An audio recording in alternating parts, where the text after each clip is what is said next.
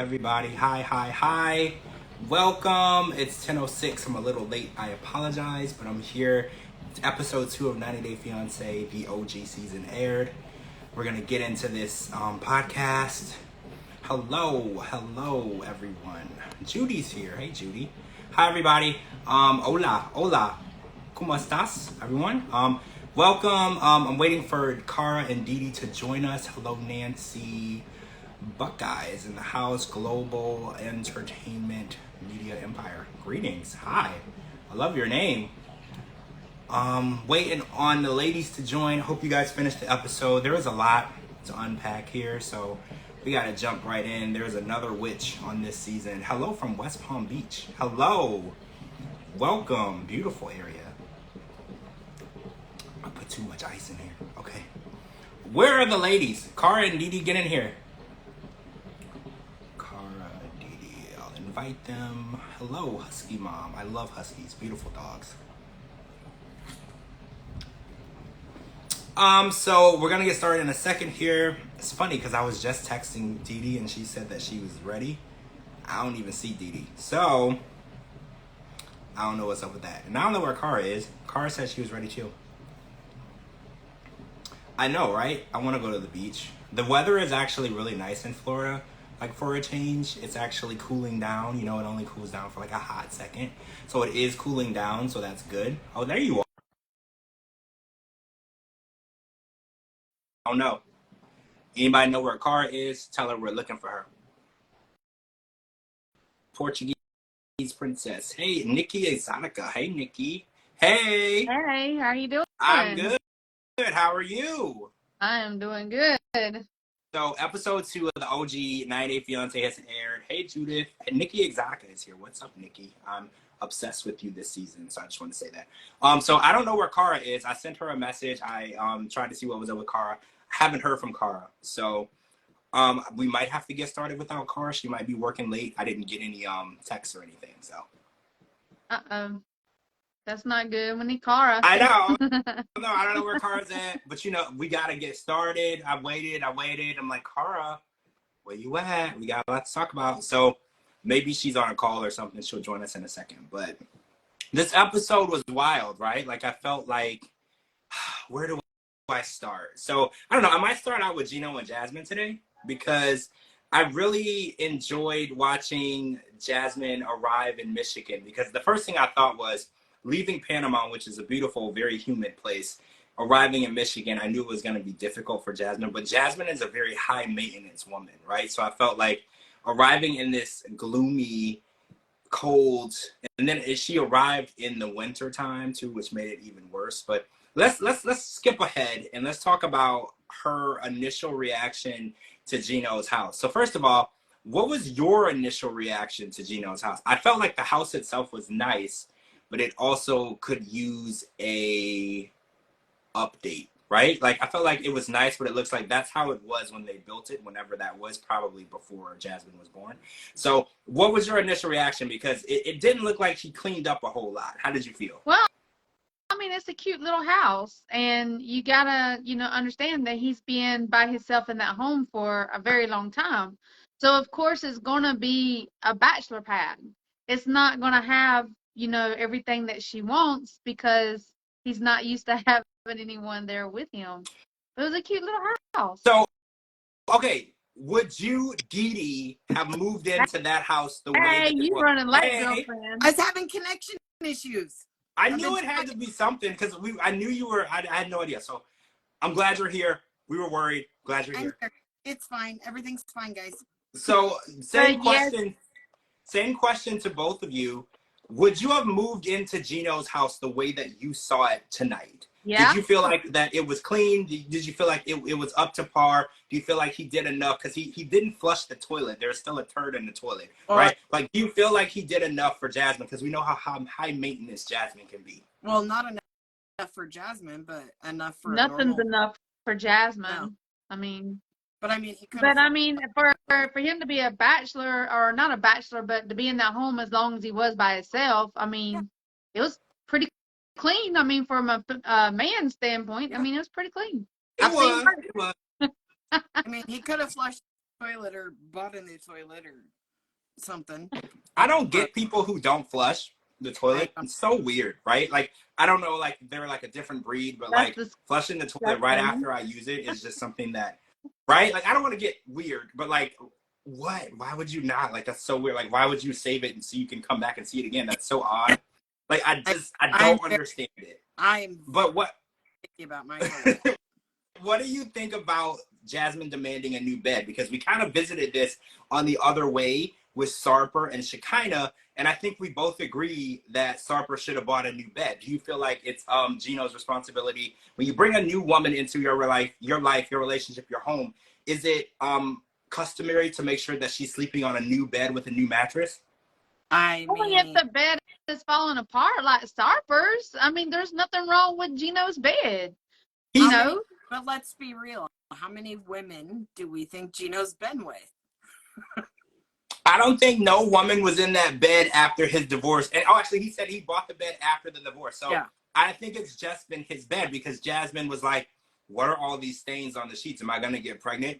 Like, right. what was going on in this bed? I think it's clear Gino's the only person who is actually sleeping in that bed. So is it fair for her to demand a brand new bed and a brand new mattress right when she arrives? No, she was demanding too much. I mean, way too much.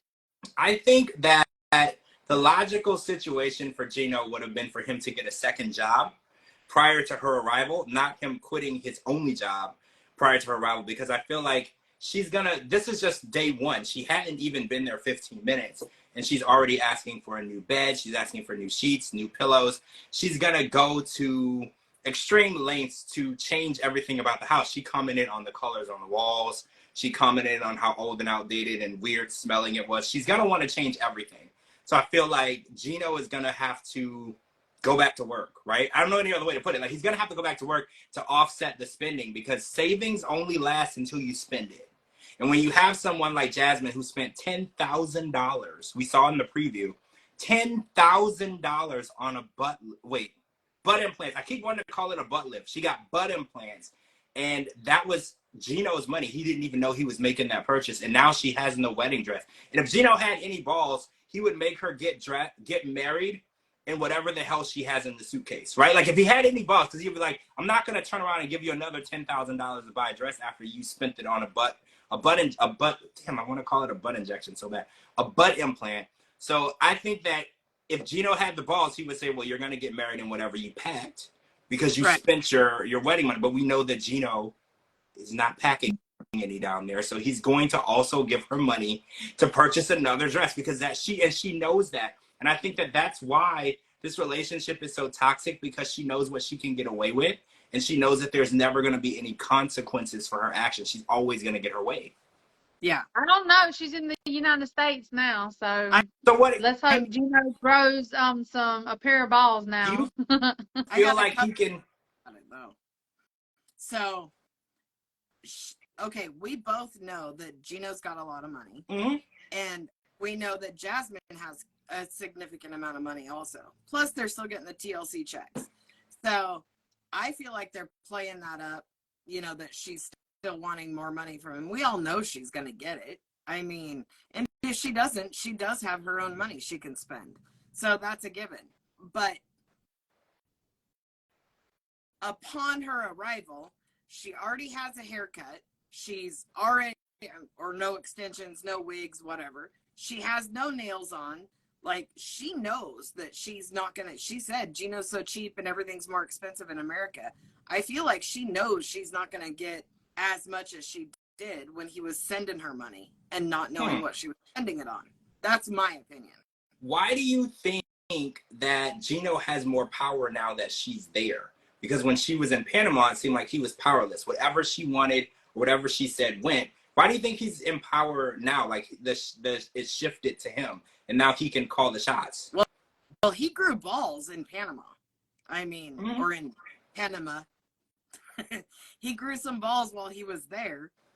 But we have to remember that Gino's money wasn't the only money she had there. She had Dane's money and whoever else she's chatting with. So now she's totally reliant on Gino. So I think that's where empowerment comes from. He knows that she can't just be with whoever. And she has to be nice because she knows that if they don't get married, she's going to have to go back to Panama. Yep. Right. Okay, so the 90 days is kind of putting him in the power because as of now, she's kind of in limbo. Yep. She's in America, but she's not allowed to stay unless she can convince this man to marry her, which I feel like would be hard to do. But with Gino, it's not. It's not going to be hard. Like, for me, it would be difficult to do. Like, I'd be like, you want to convince me to marry you and spend the rest of my life with you when you call me every name in the book. You talk about how horrible I am in bed. You talk about how I can't perform. Like, marrying her would be the last thing on my mind. But for Gino, I feel like that's going to work easily. So the dog still wasn't potty trained. It pissed on the floor within 2 minutes of arriving in the house. We had already talked about this because I was like, how long does it really take to potty train a dog, right? And I think you told me 2 weeks. Isn't that what you told me? At most. Yeah, 2 weeks. So the dog has already gotten there and pissed on the floor. And I'm just like trying to figure out. I love that she lied. That was already there. And then he's like, touch it. And made her touch it. Well, that was awesome. I like that he did that. You're right. He is growing a pair. They're small. They haven't dropped yet, but he's growing a pair. Because old Gino would have been like, oh, yeah, you're right. That was probably already there and left it alone. He is standing up to her a little more and standing his ground. But it's like, potty train the damn dog. Yeah. Right? Like, this is a carpeted home. Get it together. Because she's complaining about how it smells like stale and dusty. It's going to smell like piss. If you don't get this shit together, like, you do not need a dog peeing everywhere, right? Oh, and we have to get into dog and cat talk with Ashley and Manuel because apparently... I gotta say, because I came in late, I don't know what you guys already talked about, but we all know that I'm an animal lover and I rescue all of the animals. They're all mine. I'll be their mom. So, did anybody catch that she just runs to Gino and hugs him and lets the stroller go? The dog's just taken off to nowhere. Rolling. What the hell is that? I saw it. I noticed it too. And then after a while, she's like, oh, shit, the dog's all the way over there. And I'm thinking, like, thank God that she noticed it, you know, where she didn't just lose the dog in the airport, right? There's a million places you can lose an animal in the airport. And I'm just like, I can't with her. Her lack of attention to detail and the fact that she won't potty train this dog. It's her child, right? Like, this dog is her child. One of her children. I don't want to say her child. She has 2 children already. One of her children, the only one of the children that she was able to bring over right away. I need her to act a little more responsible with the dog, right? Like, you got to be a little more responsible. I get you see something or someone that catches your attention, but if that was a baby, you wouldn't leave your baby randomly and go over somewhere. Like, I just need her to be a little more attentive to this animal because this animal is, for some people, this is their child. And I want to talk about that with Ashley because with Ashley, Rico Suave is her child, right? This dog sleeps in the room with her. Oh, what do we think about the fact that she took the door off the hinges to the bedroom? And is it simply because, like, it's easier for the dogs to get, or the dog and the cat to get in and out? Or I've heard this weird thing where people don't like doors on their bedroom. Have y'all ever heard about that? Like, because they're claustrophobic? I've heard that. And what was the deal with that? Why did she take the door off the hinges? I don't know. But my daughter's got an actual door on her closet, not like slider doors. It's an actual walk closet with a door. And she took the hinges off when she was like 17 because she has this beautiful hanging Marilyn Monroe thing. And it looks fantastic. It looks so good in her room. Would I do it? Absolutely not. But a lot of people do that when they're claustrophobic. I've heard it. Yeah, I've heard it. A lot of people, they don't like being closed off. Like, it's hard for them to fall asleep and stay asleep knowing that they're closed off in that room and there could be things happening around them that they're unaware of. So that was the first place in my mind when I was like, well, maybe she doesn't feel comfortable having the house closed off. You know, if there's a fire, there's a break-in, you're closed off in the room with the door closed, you might not hear it. I was just going to say that, though. There's probably, she wants it so the spirits can freely come and go. Oh, okay. So it might be a spirit thing. So, she said that she's a witch. Yeah. I don't believe she's a witch. I don't either. I don't. Well, is there different types of witches? Because the definition of witch that she gave to Manuel was not the same definition that he got off of Google. Yeah. Right? So I'm beginning to wonder if she's not a witch, but she's like dabbling, right? Like she's like into witchcraft, but she's not a full-on witch. Because in Manuel's mind, being very Catholic, he thinks that the powers that witches have come straight from the devil. Yeah. Now, I don't know a lot about witches. I was raised in the church, in the Adventist church, so I don't know a lot about it. I did grow up in Louisiana, and I did know of people who did voodoo or whatever, but no one like in my family, like we could never do it. But I knew my friends had parents who did it, and I don't know like what type of witch she claims to be, because she claims that she would never do anything evil or cast a spell. Or but I'm thinking like, is there different types of witches? Like I know I've heard of good witches. There's a lot of different witches. Growing up in Mexico and being around Hispanics my whole life, you know what I'm saying? There is like different levels and different types of witches. Yeah. So there's the witches that do what they call white magic. Okay. That means it's nothing but good stuff. And then there's witches that do black magic, which is really bad. And then there's the ones that they do black and white, and then they mix it together, and that's the worst part ever. That's bad, really bad. They do Because nothing those are but the destroy. ones Yeah. you can't really trust, because they could one minute be helping you and then the next minute be casting a spell on you. And I think that's what a lot of people are scared of. But I guess in Ecuador, where Manuel comes from, all witches are bad, right? Like in his mind, they're all bad. It's witchcraft. It's the devil's work. It's just not something that he's okay with. And she kind of made it seem like it was his fault for not understanding it. And I was like, well, it's kind of your fault for not telling him, because you lured this man on a plane. He doesn't speak English. He's never been on a plane. He's never left Ecuador. You lured him all the way to Rochester, New York, and then you dropped the bomb on him when he got here. Like, oh, by the way, I'm a witch. Yeah. Like, okay, this is kind of like what we're dealing with Nikki Exotica this season with, oh, by the way, I was born a man. Like, I feel like you have to really be open with your partner, because if they don't understand something, but you didn't give them the opportunity to process it and understand it, it's kind of your fault. Yeah. Right? Like, you can't spring something on someone and be like, but do you understand why I did it? Yeah. No, they need processing time. I mean, just because she works with crystals or she likes crystals, just because you do that does not mean you're a witch. Yeah. I mean, you know what I'm saying?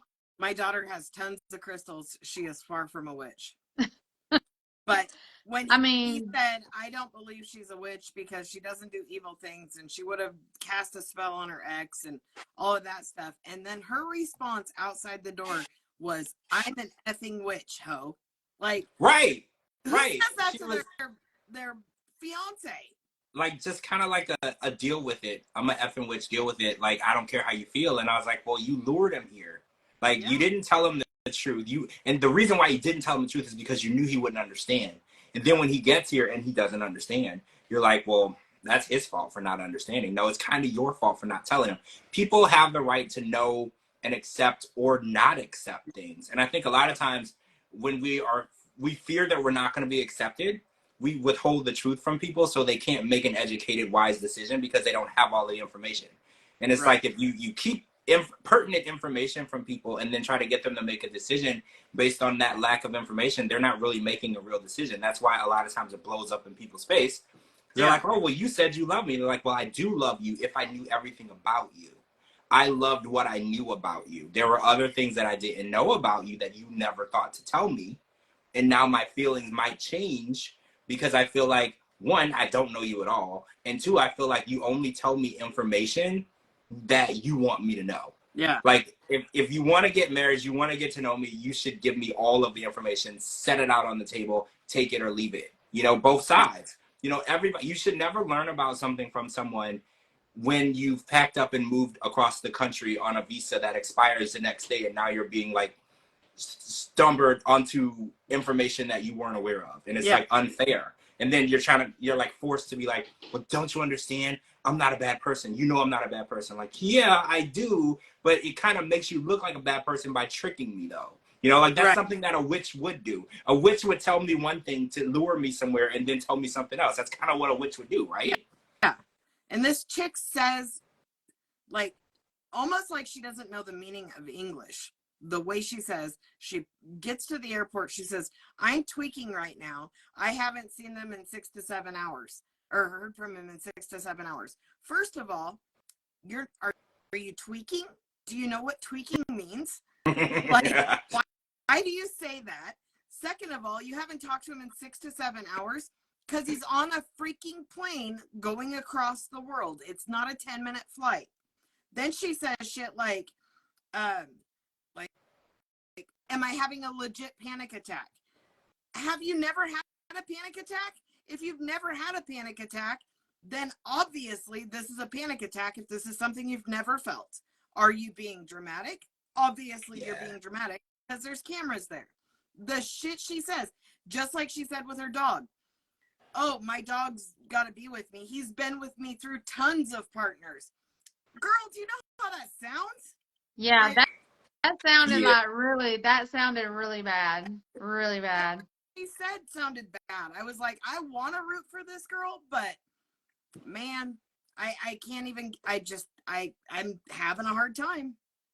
I don't know how I feel about First of all, if she was a legit witch, she would already know that if he was going to be on the plane, she would already know how the whole relationship is going to turn out. She would know everything if she's a legit witch. And true legit witches don't come out and say, oh yeah, by the way, I'm a witch. Right. They don't do that. Yep. Trust me, I know witches. I know a lot of witches. Okay? Good ones and bad ones. Yep. They don't talk about it, whether they're good or bad. And they're not going to have their altar, or what she calls an altar. That's not an altar. That just has crystals and stuff. You want to see a witch's altar? George, come up here. I'll take you to one of my friends and I'll show you what a witch's altar looks like. Right. Oh, no. I'm good. I'm fine. I'm totally fine. I'm scared. I'm scared of witches, man. They can cast spells like, I mean, she's not a witch. She's not a witch. I think.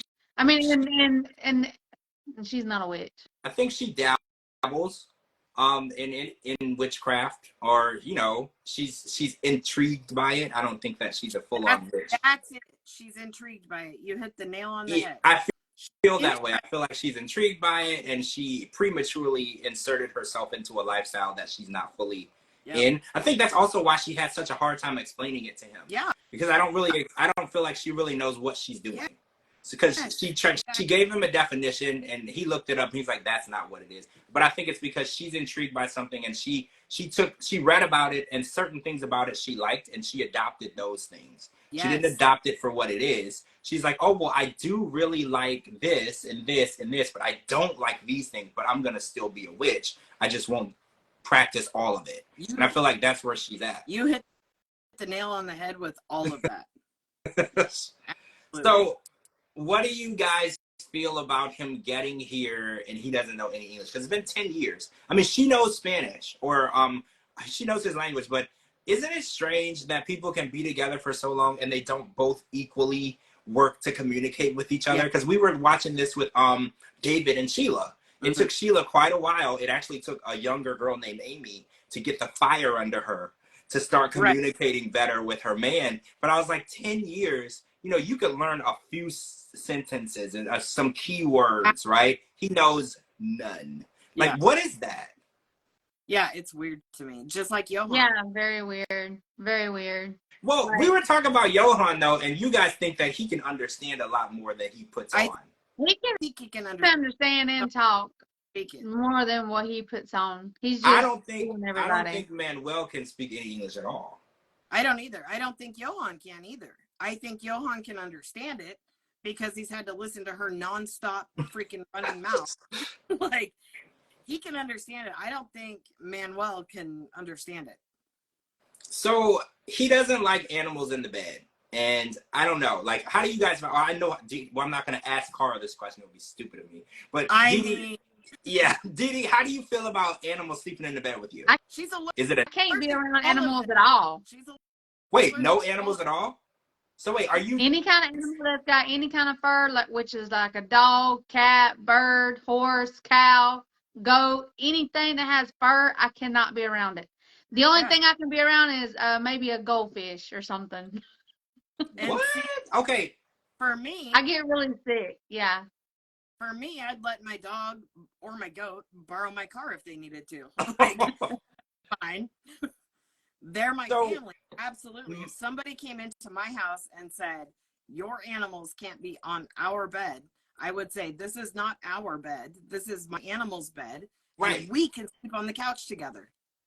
So how do you feel about him saying that the dog has to sleep outside? He needs the door. He needs to close off. Because these are her children, right? She doesn't have any biological children. It pisses me off. If you can't be kind to animals, that says so much about your character. Yeah.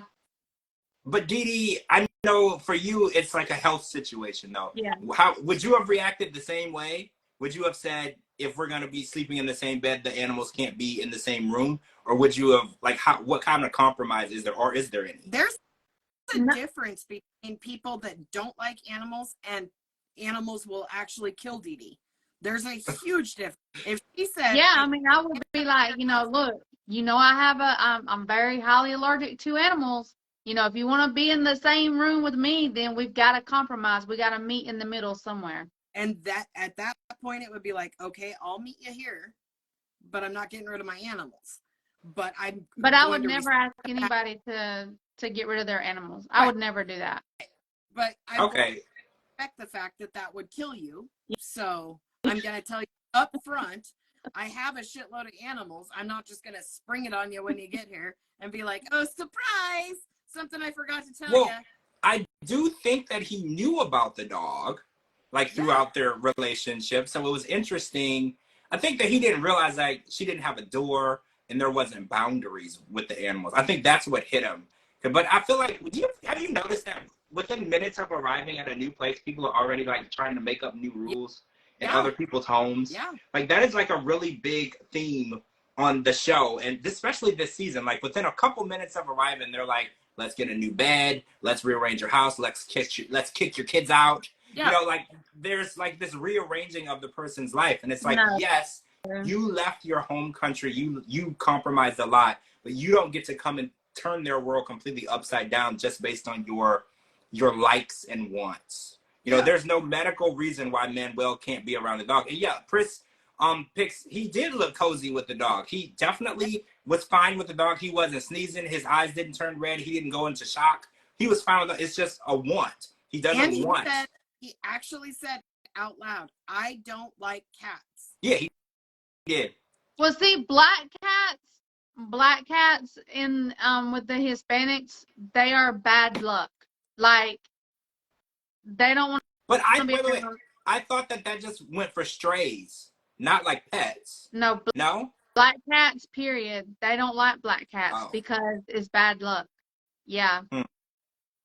So how much of it is a cultural thing? So let's say in a culture like in Mexico, Dee Dee, you have a lot of experience in their culture. Do they have animals that sleep in their beds? Is that normal? I've never seen it. Now they have a lot of they do have a lot of animals, but I've never seen them actually sleep in the bed. They'll sleep like at the doors or something like that, but never in the bed. I've never seen them allowed on the furniture, but they do wander around the house. Yeah. So it might be a cultural boundary for Manuel too. Like, it might. In America, it's not a culture thing; it's a superstition thing with black cats. Right. Because when I was growing up, if you saw a stray black cat, like when I was a kid, if it was gonna cross my path, I would literally run in the other direction. I was so terrified. And for me, I pull over and say, "Here, kitty, kitty," and I try to take it home. Like, oh my gosh, are you serious? I would literally run in the other direction because it was like 7 years bad luck or something crazy. I don't like black cats. I do not like black cats. A black cat. I've got a black cat and a white cat, Ebony and Ivory. They're amazing. Nope. I mean, I like cats. I feel like they're really moody, and like for some reason, cats are really mean. Like sometimes, and then they're really nice. I can't like get a good read on them, right? Like I feel like I don't know. Every single cat on the planet has a different personality. No two cats are the same. I have an absurd amount of cats. Some of them love to be held. Some of them do not. Some of them only want attention when they're ready. I don't care what shows you watch. I don't care who tells you what about orange cats have this kind of personality and white cats. I've heard that so many times that orange cats don't like to be held or whatever. I have 8 orange cats, 8 of them. Right, like at one time. They're all in my living room. Oh my god! I have 8 orange cats, and every single one of their personalities are different. Every single one. See, that's a lot. That's a lot for me because I'm difficult to deal with as it is, right? Like so that's a lot for me. That's only part of my collection. All right, so I want to talk about Nikki Exotica because Nicole is going to Moldova to meet with Igor/Justin, and the issue is now that she's arriving this time, Igor's parents, especially his mom, is aware. She's met them before, no issues, but now they're aware that she is trans. Do we say trans or born a man? I think we say trans, right? She's trans. And she's had all the surgeries, everything is done, but she's worried about how his family, especially and his friends and people in Moldova are gonna react. 1, react to her, and 2, react to Justin telling them this, because apparently he's lost friends, close friends, just because he's told them that he's in a relationship with a trans woman, because this is a different situation, right? Because Justin, I don't know if I should call him Igor or Justin. Well, Justin is a straight man who has no interest in men, right? So this is not like the Christian situation where Christian was curious. Yeah. Right? This is not the same situation. So I was watching it today and I was like, this is a really unique situation because Justin is literally a cis man. No interest in being homosexual or with men or whatever. And he just happened to fall in love and he's with a trans woman. And it's because at first he was unaware that she was trans. So this is a very interesting situation because he's kind of sacrificing, you know, his family, his friends, and what people might think to be with just this human being, this person. He doesn't look at her as a trans or born a man. He just looks at her as the woman that he wants to try to make it work with. And I think that, Judy, you said that Justin reminds you of Georgie. A little bit. A little bit. I can see that a little bit. And also, how come every guy on the show, like from another country, is a personal trainer? Like, is there like a shortage of jobs? Yeah. Right? Like, is there a shortage of jobs overseas? Everybody's a personal trainer. Can anyone do anything else? Like, what the hell? Like, I know. I don't know. Every time we meet the guy, he's a personal trainer and he's at the gym 50 times. And like, it's just the same old story. And I'm like, guys, be a little more creative. You can do something other than lift some weights. I mean, if you make a lot of money, good for you. I can't lift anything, so I'm not going to make any money that way. So I totally get it. Women. Well, yeah, in order to keep, wait, Cara, did we lose you? Cara's frozen. Oh no, I think we lost Cara. Hopefully we can get Cara back. Oh no, there you are, you're back, Okay, good. Wait, is she back? But she keeps freezing. Oh, she's having connection issues. If she drops off, we're going to add her back. But how do you guys feel about Igor? And first of all, the one thing that caught me also strange is that Nikki is going to Moldova, and this is 90 Day Fiance, not before the 90 days. We're supposed to be seeing Justin arrive in New Jersey because, you know, I was like, well, this is a more of a before the 90 days situation because she's going over there instead of him coming to her. So what do you think? But she said that it's important for her to make sure that this is going to work before he gets there. And I think that that's a really strange thing to say because isn't love always a chance, right? It's like gambling at the casino because she's like, I just want to make sure that Justin and I are going to work out before he gets here. And I was like, well, if people could guarantee that, our divorce rate wouldn't be so high, right? Like if we could guarantee things were going to work before you did it, I think that we wouldn't have so many, it's like 54% divorce rate, right? Exactly. Yeah. Exactly. Like she said, she wants to go over there to see if his parents is going to accept her before she decides that she wants to go. Can you guys see me or am I frozen? You're frozen.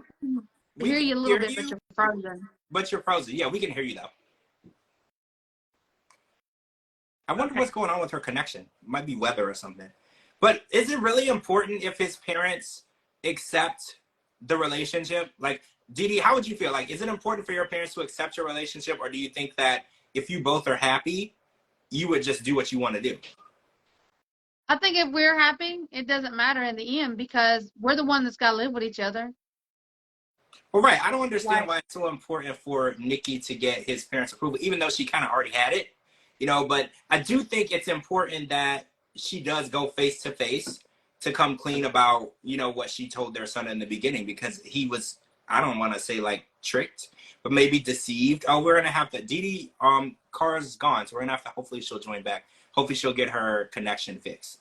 But I feel like it is important for her to like go talk to his parents face to face and kind of, how do we say this? Should she come clean? Is that how you do it? Say, hey, I wasn't honest with him at first, but I want to be honest with everyone now. Like how do we smooth that over?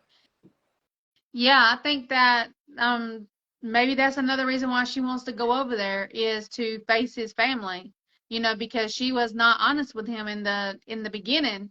And like he said, you know, whenever he found out that she was trans, he had to question his own sexuality because he thought he was a straight man, but then he winds up with a trans. So does that make him gay? And Absolutely, yeah. how was I he heard him going say to that. deal with that? And absolutely not. It definitely does not. He had no idea, right? That he was with a trans. Like I hated that he was questioning his sexuality because of it. It wasn't anything that he did wrong. I didn't want him to feel like he did anything wrong. He was in a relationship with a woman. He didn't know that she was born a man. And there's no way for him to know. All the surgeries were done. She looks, you know, who she is. She looks like a woman. She is a woman. And I didn't like that he was like, I had to take 2 to 3 years to just discover what was going on with me. And I was like, well, I hate that because you make it seem like you did something wrong or you weren't sure about yourself. And I was like, unfortunately, when she didn't tell you, there was no way for you to know. So technically, you know, you thought that you were in a relationship with a woman. It doesn't affect your sexuality at all.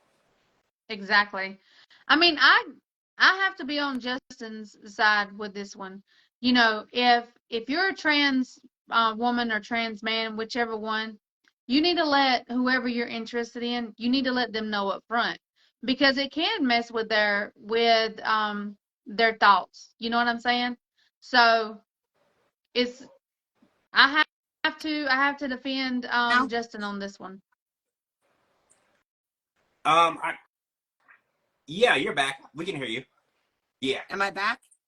I mean, I kind of agree with you. Okay, so in my mind, I feel like if you are a trans person, you don't have to tell anyone right away, but when you become intimate, or before you become intimate, you when need you to see make that sure it's that becoming serious, you need to be like, look, you know, I'm a trans person. But I think that she wants to make sure that his family understands that she didn't tell him until he was in the United States. That's when she told him because they got into a fight. If the fight would have never happened, she probably would have never said anything. Yep. I agree. And that's not fair to him. He deserves to know. Because what if down the road he wants to have children? Yeah. He's not going to be able to get pregnant. So how is she going to be able to explain that? Absolutely. Yeah. I don't know. I feel like him giving it a second chance is great and all, but I just feel like the relationship started like what you just said really rang a bell with me. If they wouldn't have gotten to that fight and things got really heated, when would she would have told him? Yeah. Right? If Probably at all. her. Right? If at all. Like, that's scary to think that he could have been married and in a relationship and thinking they're going to start a family and have kids. And then he finds out years later. And that he's would be already a horrible thing to find out later. Yes. Yeah. I mean, because it would be he's young. So eventually he would want, you know, maybe that's something that they need to talk about too, because he's young.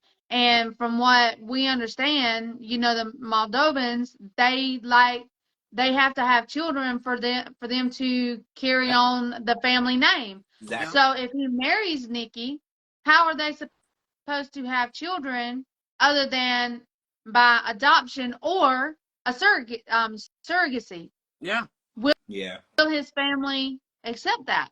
Because we all know how Moldovians are. They're really strict. We do. Exactly. getting Andre to tell us anything, or his family or his wife or anybody, anything about his past was like literally pulling teeth without Novocaine, right? Like it was impossible. We still don't know. We don't know. He will take it to the grave. Yep. That is how Moldovians are. They're very closed-minded. If they don't want you to know something, you won't know. Yep. If you're not supposed to do something, you will not do it. Yep. That is just how they are. So the fact that she wants to go over there and get their blessing is going to be hard. And I think Justin's biggest issue, because they showed her picture to some older men. They're like, what do you think of this woman? He's worried that people might find out somehow and then pass judgment or whatever. And it's hard because he's not embarrassed of her, but he's also a straight man, right? It's not like the Christian situation. He never was out looking for this. It just happened to him. So it's like he's torn between the two worlds, because a lot of people on Twitter were like, well, he shouldn't be embarrassed of her. And I'm like, he's not embarrassed of her, but also you have to remember, he wasn't going out and looking to be with a trans woman. This is a situation that happened to him that he didn't even know happened to him until after the fact. So he is going, it does seem, because people are like, oh, well, that's homophobic. You know, that's ridiculous the way that he's acting. But I was like, you have to understand, he didn't know ahead of time. Yeah. This was something that happened beyond his knowledge. So I was looking at his behavior and I was like, well, yeah, he doesn't want people to find out or to pass judgment, because still to this moment, he's still straight. And, and they were together for 2 years. Yes. 2 years. And she still didn't say anything until he got here in the United States. And then they had a huge fight. And then she said, oh, yeah, by the way, I used to be a man. Yeah. And he was here on the K-1 visa. So let's just say that fight didn't happen. They already got married. Yep. Like, this is just, it's a wild story for me. Like, this story is just wild. And it's like, I've heard a lot of different types of relationships, a lot of deceit, a lot of lies, a lot of people stretching the truth and everything. And it's like, now Nikki is like, I just need everyone to be understanding and accepting. And I'm like, it's for me, because I was like, you didn't go into this like honest, right? Yeah. So it's like, now you're asking for a lot. You're asking for strangers and people that don't know you, don't understand your situation, don't love you at all, to be accepting of you when you kind of went in deceitful, right? And it's like, I don't feel... This automatically takes me to Gabe. Gabe wanted everyone to know going in, so there was nothing to find out later. And he was far more accepted than he thought he would be. And that was awesome. You know, she just automatically assumed that she didn't have to tell anybody. And that mindset, I mean, she started the relationship off on a lie, 2 years worth of a lie, you know, and in her mind, I feel like she's trying to pick up where they left off at the good time. And he's trying to get over that time. I don't see this ending well. I don't either. I really don't. And I also feel like Nicole doesn't see what she did as severe as we do. Do you feel that way? I feel like she doesn't feel like she really did anything bad by not telling him right away. And and again, I don't think that, I think your sexuality, your gender, your orientation is extremely personal up until the point where you start becoming intimate with other people. Then you need to share that with them. I think that when you go out and you have a good time and you're having drinks or you kiss someone, whatever, that's your personal business. But if you're going into the bedroom and you're becoming intimate, a 2-year relationship, and Igor was like, we were intimate a lot, right? Like, this wasn't just like, I met her one night stand, then I found out. 2 years, they were intimate regularly. And he had no idea. That is a lot of mental processing that he's going through. He literally said he took 2 to 3 years to process himself. That's how difficult this was for him. And I feel like that's a lot of emotional warfare with himself. He's literally questioning himself for something that he didn't even know. He said he had to question if he was a normal guy. Yeah. Exactly. I hate that. I really do. I hate that. I just feel like everybody should enter in the relationship willingly and with all the information. You know, if no one is getting hurt, that's great. But everybody needs to enter into the relationship knowing what they're getting into. And I know it's difficult. You know, I'll never know what it's like to be a trans person and have to reveal that information. Because we saw when Gabe had to do it, it's not easy. And I'm not saying that it's going to be easy. And I'm not saying that it's going to be a walk in the park. It's not. But it's still, if you want your love to really endure and you want it to last and you want acceptance, you really do need to be open and honest with the people that you're building your foundation with. Yeah. Exactly. I completely agree. No matter what, if you straight, gay, trans, whatever, you need to let them know up front. Yeah. Especially if you see that you're going to a serious relationship. I mean, he didn't know. They were together for 2 years. Yes. And she said they had sex all the time. Yeah. Exactly. Every time that they had sex, he didn't know. And it was like processing in my mind because I was like, every single time he was doing something, and I don't want to say like unwillingly, he would, but not having the correct information in front of him every time he did. Being lied to. Yes, and that's the truth is the truth. He was being lied to.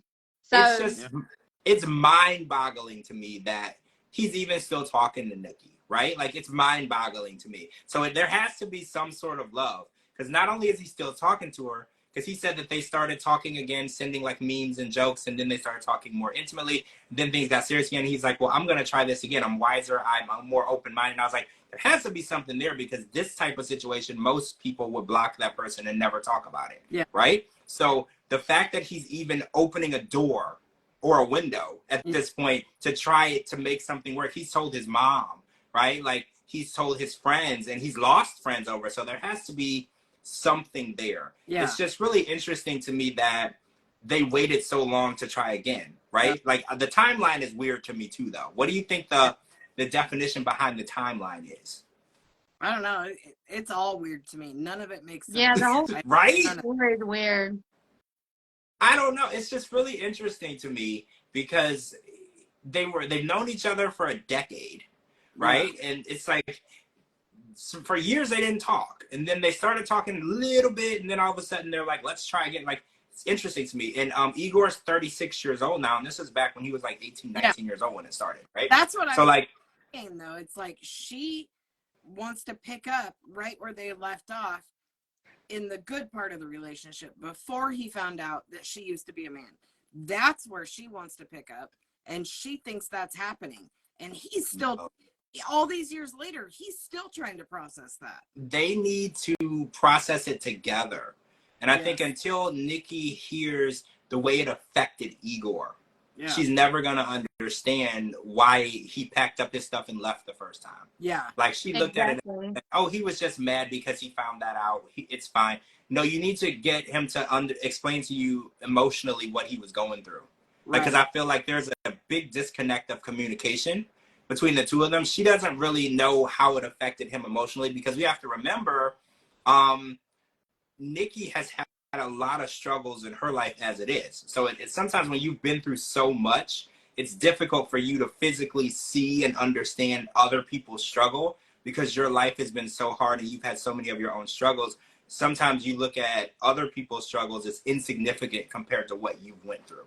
You have to remember, she transitioned, and her mom disowned her for years, right? Like, this was not an easy transition for Nicole at all. Nicole has been through a lot. So she might look at Igor's, reaction as, that's not that serious, compared to what I've been through, not talking to my family, losing friends, not talking to my mom. It's not that big of a deal. But he went through a lot, and he's still going through it now.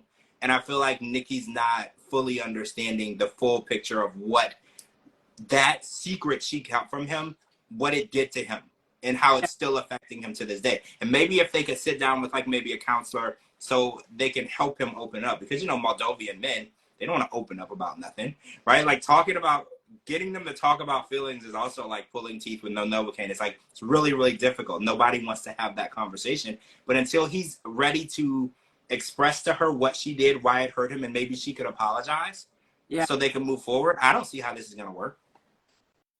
So I wasn't going to say anything about reading that because I just read it today, actually. But someone asked if we were aware of her criminal history. I don't know about any of the other ones, but I did read that she was arrested for prostitution. So all that tells me is that many other people didn't know that she's trans. Interesting. Yeah. I didn't know about that. Is this like, how recent are we talking? It's been a lot of years, Oh, okay. but still, I mean. But yeah, that's true. Somebody else is talking about her arrest record, so I'm assuming that there's more than what I read, but I just read the thing about prostitution. Okay, somebody send me what you got, what you know, because Yeah. we need to talk about it. I don't have it in front of me, so maybe next week we can touch base on that because I wasn't aware. Yeah. So that means that other people were, like you said, unaware of what was going on, and this might, like you said, this might be a thing that she was doing with lots of different people. Maybe that could explain why she didn't think it was a big deal. Yeah. So many people weren't aware. She wasn't telling a lot of people. Yeah. And I think that it doesn't make it better, but it could show a pattern of behavior. And sometimes when you do something in a pattern, it's less severe to you because you do it frequently, you know? Unpaid rent and insurance fraud. Did anybody else read that she was a prostitute? Or was that just me? I've been busy, going on the past week, so I haven't really been able to read anything, but I haven't seen anything. Interesting information. See, it's funny because a lot of people in the beginning used to tell me that TLC did very, very, very extensive background checks on the cast members, and a lot of people would get disqualified pretty early on in the casting process. I'm beginning to think that TLC has not been that strict, because how many times have we come up on a cast member and we find out things pretty easily? Like, it's not even hard to find, right? Like, it's just simple Google search. It's not even hard to find. And it's like, they used to be so strict on what they would accept and not accept. Maybe before, but now they don't care because they need people on the show. Okay. Well, also, when we find out that in July, also. That's like a few months ago. For insurance fraud. Whoa. She was supposed to have court in August. A simple Google search. I didn't read any of this prior, so I'll send you guys this. Yeah. We're gonna have to read up on it, and then we're gonna talk about it when we get more information. Because I hate to talk about things where I don't have the whole story, right? So we'll read up on everything. We'll know what's going on, and then we can all talk about this together. Because I didn't know about that. That makes things. The plot has gotten thicker. Yeah. Right? The plot is thickened. Now there's more information to work with, and now we can kind of see patterns of behavior and things like that. So yeah, we definitely need to talk about that. So I'm just shocked right now. Me too. Sometimes I think TLC does this stuff on purpose because they want the shock value.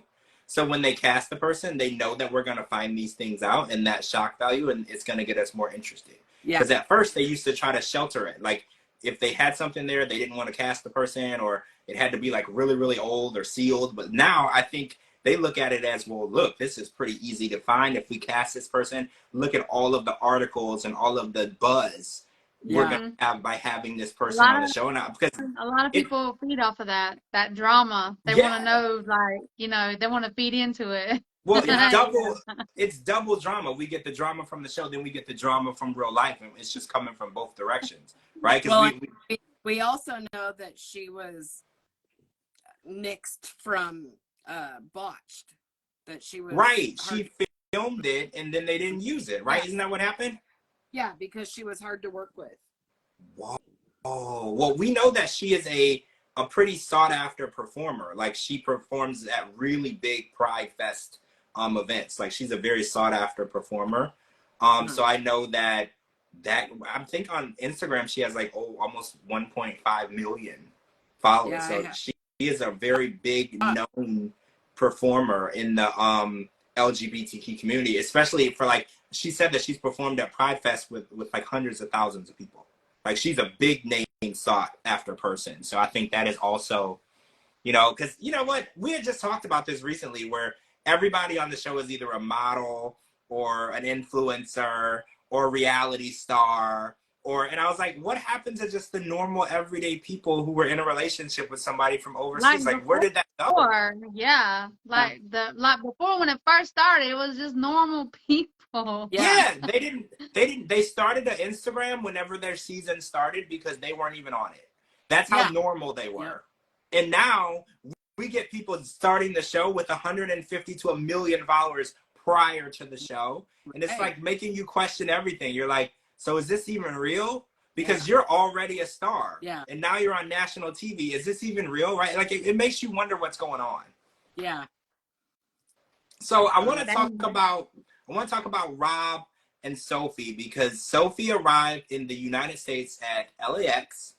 And so, okay, first impressions on the dance. Were you guys impressed with the dance? Did you? It kind of reminded me of a lazy dance, kind of like Sarper, but just a little more lazy, right? A little more lazy. That was pathetic.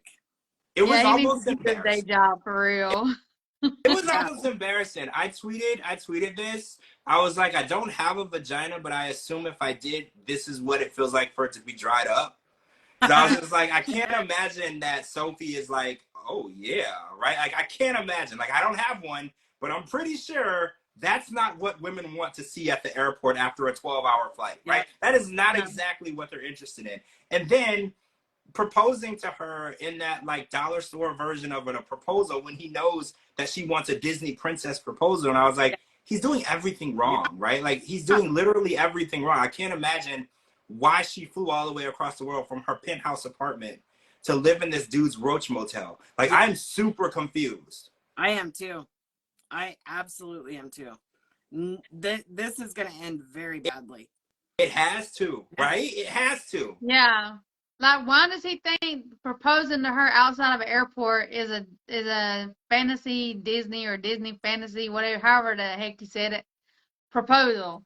See, I would have freaking punched him in the face, kicked him in the balls, and and then he put the ring on the wrong finger. Yeah, like, and blamed her for it. Her for it. It's your fault for putting out the wrong hand. The blame game between the two of them. Oh my god. Okay, yeah. Let's talk about the elevator. So I want to say, I don't want to get judged, but when I get in an elevator and I need to push a button, I do push it repeatedly until the door closes. I do too. So I was like, damn. I take the stairs. Y'all see why I don't get in no elevators? Because when she was like, you broke it. No. When she was like, you broke it because you kept pressing it, I was like, y'all, every time I get in the elevator, like as soon as I get in, I start pushing the door close button because I don't want no weird, strange person to get in with me. But I always push the button like repeatedly. So when she was like, you broke it, I was like, I don't think he did, because if that breaks them, I would be in an elevator stuck right now. That's literally what I do all the time, because they never seem to respond when you push it once. Yeah. So you always have to like push over and over and over. But you're right, the blame game between the two of them, they can't, one has to be right, the other has to be wrong. And no relationship or marriage can withstand that. Yeah. I've never met a woman or a man who can stay with a person long enough. Because even Gino is like, nah, Jasmine, that's piss on the floor, touch it. Like even Gino was like, you're not gonna be wrong all the time, or you're not gonna be right all the time. It's just not gonna work. And the way that she wouldn't let it go. And he was like, oh, well, she's ruining my night. And I was like, well, that dance ruined the night. Yeah. But she is being really negative. Like, she's a very negative person. And this was before she even got to the Roach Motel, right? This was before she even got there. They're still at LAX. They're still leaving the airport. So they get out of the elevator and he says, stay right here. I'm going to go get the car. So what does she do? She gets in the elevator and she goes up and tries to find him. I was like, so she doesn't. One she was just stuck in. She gets back in. So not only did she do something stupid, she also doesn't follow directions. Yes. He said, stay right here. Right. And I'm thinking like, so how is he going to know that you're up here and not down here? And I was just like, see, this is a whole lot of communication issues for me. Like from the moment they got to each other, there was just a lot of communication issues for me. And I just don't see the attraction. And then, they get to the house and the food is like sitting out on the table, like unattended. How long was that there? Yeah. Who brought that? And outside. What the actual hell?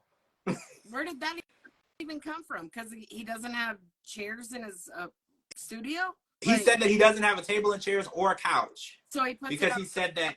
Where the hell did the food come from? Well, that's what I was wondering. Because food can't sit out forever, okay? Right. Like I used to, way back in the day, I used to run restaurants, and I had to take the state certification for food. And I think like certain amount of hours, maybe 4 hours, that food can kill you. You're like, if it's been sitting out for too long, I was like, but what about bugs, ants, roaches, right? Like there's just food sitting out It was unattended. outside in the open. Like ew. Tip your DoorDash driver $5 extra and ask him to set it up. Right. Who the hell put it? I'm confused. The whole thing is bothering me. Yeah. Like, and then he was like, I got you a desk and a gaming TV so we can game. And I was like, sir, you don't have a job and you live in a Roach Motel with no plumbing. Stop gaming and get a goddamn job. Yeah. Like, stop gaming. Y'all don't have time for that. She's a princess. She's used to maids. You don't have time to play video games. If you want to keep her happy, which you're never going to be able to do, by the way, you're going to need to get a few jobs. Because as they were driving to his apartment, how many cop cars in police situations did they pass? I lost count, right? Oh, so many. But I'm telling you, she didn't care about the food and anything that was happening there because of the whole show. The one thing that stuck out to me the most was the fact that she just got off an airplane. She just got stuck in an elevator. And then when she's talking to him, she literally had her fingers in her mouth. Ew, I didn't notice that. She put her fingernails in her mouth and she's talking with her fingernails in her mouth. I couldn't. I just that's just disgusting. That's the whole show. I was more disturbed by that than Gino's turd in the toilet. That was disturbing. But their whole relationship boggles me. Like, a lot of times I can understand things, but she has an amazing life in the UK. Yeah. So I'm trying to understand what would persuade her to give up the life that she lives in. Her penthouse apartment, this beautiful place, and then her mom has a beautiful place, her grandpa has a beautiful place, all these trips, all this money, to give that up to go be with Rob.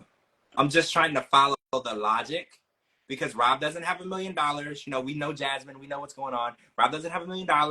Okay, like it could possibly be that Igor wants a green card and Nikki's gonna get him one. Like, I'm following logic here, but there's no logic here. I have no trail. Yeah. The trail has run dry for me. I'm trying to physically understand what the hell she's doing here and why. Only the conclusion that I came up with is that obviously she's a trust fund baby. She can have as much money from her parents as she wants.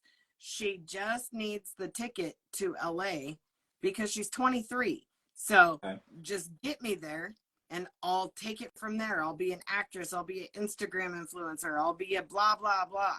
Just get me there. I'll meet the first guy that is in LA and we'll call it. Does she also need a K1 visa coming from the UK? Do you also need one?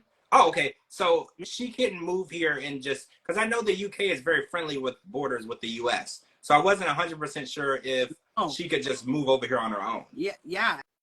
Look at John and Rachel. Okay, so she has to marry Rob in order to get... Oh, yeah, so the money, she has the money. She has the lifestyle. She just needs the green card. Yeah, exactly. Okay, because she's been to the U.S. before, but that was just visiting. She wants to stay here. So that's what it is. So it's like the Amira and, what was that guy's name? Andrew situation. Okay, I got it. Now I understand. Because I was like, you live in a penthouse apartment. You have a good life. You don't have to work. You got maids. Explain to me what the hell you're doing in the Roach Motel. Like, I just don't get it. Yep. As soon as she marries him, then, as soon as she gets her card, then she can call the parents, say it didn't work out. I want to stay here. I'm a citizen now. The money starts flowing from Grandpa from his unknown job, his secret job. Oh, we know what the job is. Yeah. We definitely know. So, like, come on, anybody? Yeah, we definitely know. We ain't that crazy. He'll have some money. He'll just have some money tracked. He'll just have some money wired. Right, wired from a Swiss bank account straight to her, so she can get a place in West Hollywood. West Hollywood, right? Like, I can just tell, like, the lifestyle, and it's like, she might look at it as, I can endure this situation for 95 days. Yep. to get the end goal of becoming an American citizen, getting my apartment in West Hollywood, and becoming a socialite. Because that's what she wants to do. I can't imagine that she's trying to do anything other than be a socialite. She never's had a job, as far as I know, because she says she's an influencer and a model. Those are not everyday jobs, right? You work when you want, you go online when you want. So she wants to come over here and live the Kardashian lifestyle, just be pretty and go to parties and hang out with people. Like, that's what her goal is. Yep. Yep. But how did he sponsor her? I don't know. I mean, but maybe it doesn't matter to her because she knows her parents are going to send her money. Right. He doesn't really. How did he sponsor her? How did he get approved to sponsor her? Yeah, you got to make so much a year. It's $50,000 a year. But how he said he does odd jobs. You don't have W-2s or proof of income for that. Well, he would have had to get a co-signer, a co-sponsor. That's the only other way that I know that you could do it. Yeah. Because I remember Rebecca and Zayed. Rebecca took a job as a manager, a GM of a fast food restaurant because it paid over $50,000, and she hated it. But she said, this is the only way that I can get his application approved. Yeah. So I know that there's no other way to get around it because, she had a job that she loved. She had to quit and take a job that paid more because so maybe he knows. But based on his friends, I don't think he has any friends that would have taken that chance on her. Right?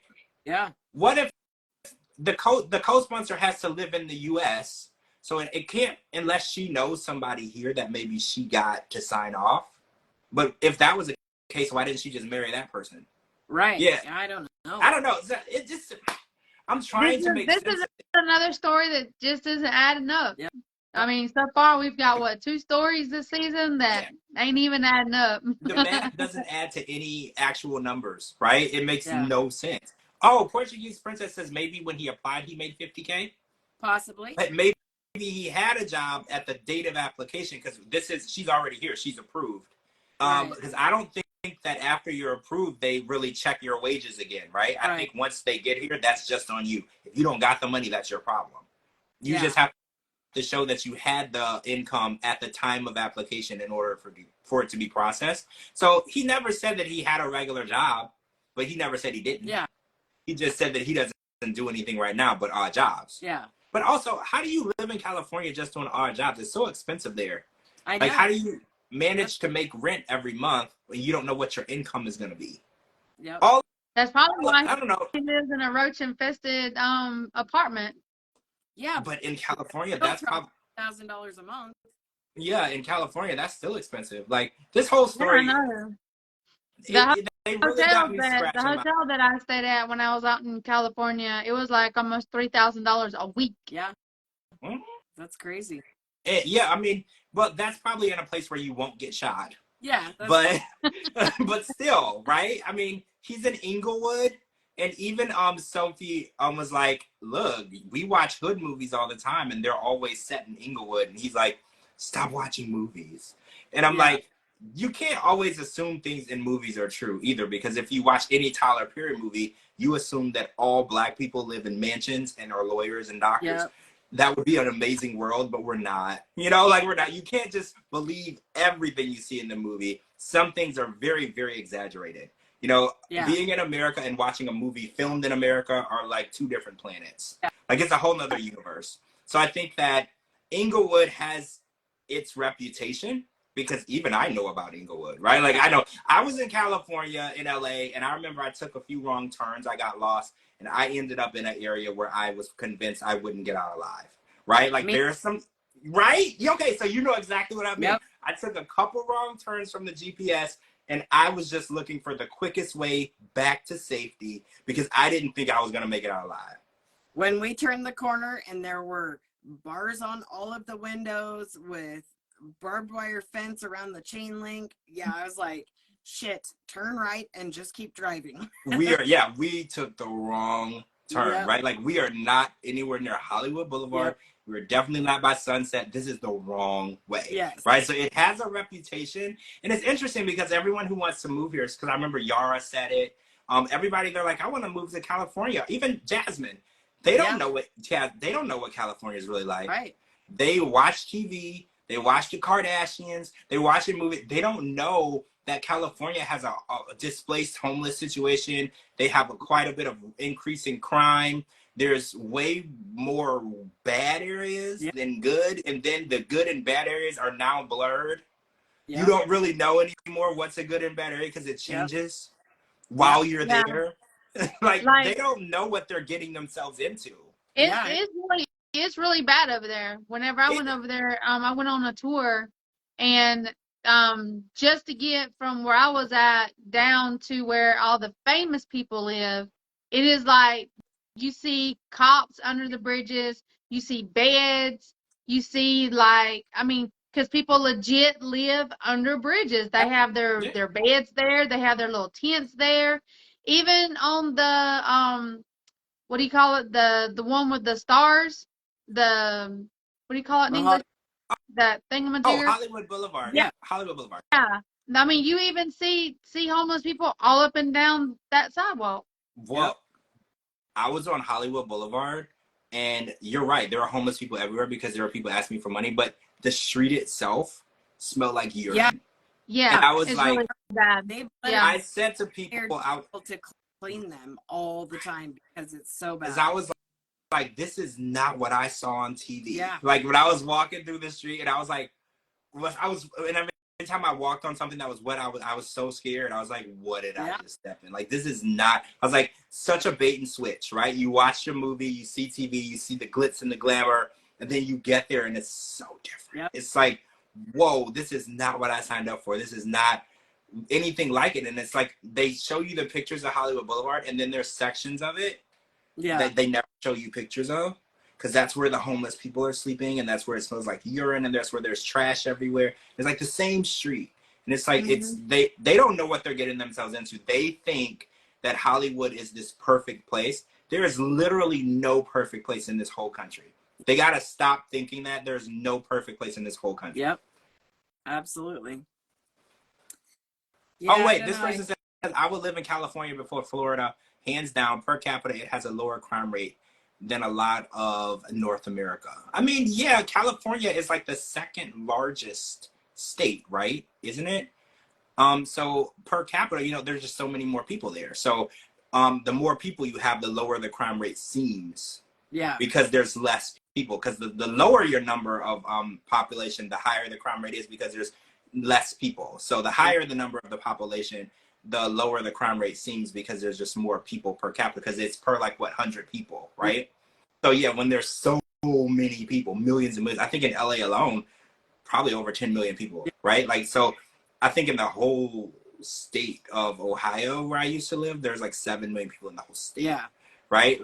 So yeah, the crime rate seems better because there's a lot less people in those smaller states, so it doesn't seem as bad. And then it seems worse because the more people, and then it's very confusing. You have to really monitor those numbers and know what you're getting into and know the population, because if there's 30 million people in the state and the crime rate seems low, if you're moving from a state that has 8 million people, it's not the same. Right.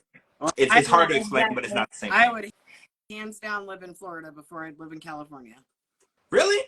Absolutely. I love California. I love to visit. I love to go there, but living there, I'm with you. I don't know if I could live there. Visiting, I'm fine, but I would not live there. I'm totally fine to visit, but I. Oh yeah.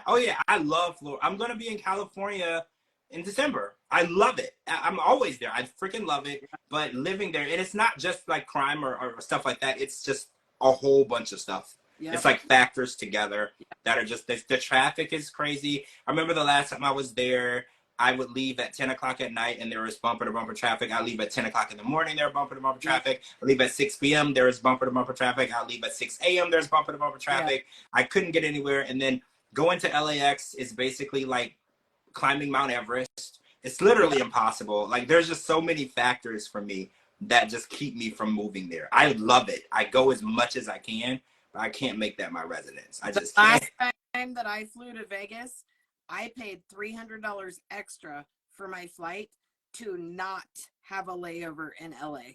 Oh yeah, you do not want to go to LAX. Nope. You just don't. First of all, if your flight is supposed to take off at noon, it's gonna sit on the runway until 1:30 because Absolutely. they're so backed up. There's too many airplanes that can't, and it's crazy. You're gonna be burning up, dying in this plane, right? It's like I said, it's just factor after factor after factor. It's just a beautiful place to visit. I have a lot of fun there, and then when it's time for me to leave, I get on that plane and I leave. Absolutely. Me too. Yeah, I'm Well, I totally get in my fine. car and I leave. I don't do airplanes. You Yeah. you will hanging out with me. You will, because we're not driving. We're Yeah. not. All right, so Well, we still didn't get to meet the dude who has his mom living in his closet. Not yet. So I'm I very know, excited. right? That's weird. I thought we were supposed to meet him this week. I'm very excited. There's a bunch of people we haven't met, but that's the one I'm most excited about. Me because too. I need to learn, because he's got like 100 animals. He reminds me of you, Cara. He's got like 1 million animals, but also his mom is living in the closet, which I don't know how. Nobody lives in my closet. Thank you. Your shoes and your clothes. Those are the only things living in your closet. Yes. So I just need to know how this is going to work. Because even the girl that he's dating, she's like, I wonder if there's room for me. And I'm like, girl, there ain't no room for you. He got a lady living in the closet, and there's like an animal. For every square foot, there's like 4 animals. Yeah. Like, there's no room for you. Like, you are going to hate it, and I can't wait to watch you hate it. Right? I can't wait to watch you hate it. Absolutely. Oh, that one's already going downhill, and she ain't even got here yet. They ain't even made their debut on the season, and their relationship is already over. Oh yeah, it's never gonna work. I've never met a woman who was like, "Oh, your mom lives in your closet." I'm fine with that. Never met a woman. She doesn't exist. First of all, if your mom lives in your house and has her own bedroom, that's still bad. But she's living in your closet adjacent to where you are. Like, nah. I've never met a woman that understanding. Yeah. And I don't think I ever will. Right? I don't think I ever will. No woman is gonna compromise to that extent with you. Move your damn mom out of your closet. Absolutely. Right? Like, what are the laws against housing people in your closet? I'm pretty sure it's illegal to house people in your closet, right? I mean, I would think so. I can't imagine. I'm pretty sure they're going to get evicted at some point after this airs, because you can't house people in your closet. Isn't that subletting? Yeah. I don't know. There's probably a law against it. The landlord watching it going, well. Right. Like, I'm going to have the sheriff pay you a visit. You know? Like, pay you a visit.